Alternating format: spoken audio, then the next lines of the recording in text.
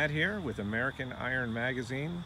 I'm standing next to our 2019 Indian Scout Bobber long-term tester. I've racked up quite a few miles on this bike this summer and I love it. It's a great bike.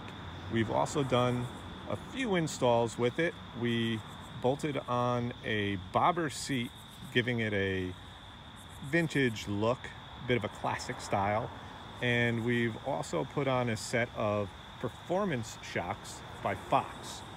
Both of these items can be purchased on the Indian website or through your local Indian dealer.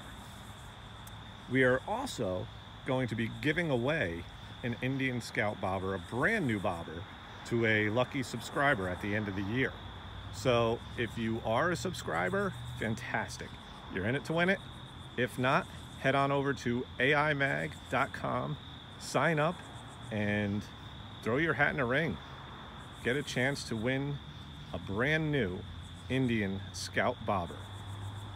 It's Matt from American Iron Magazine. Good luck and enjoy the ride.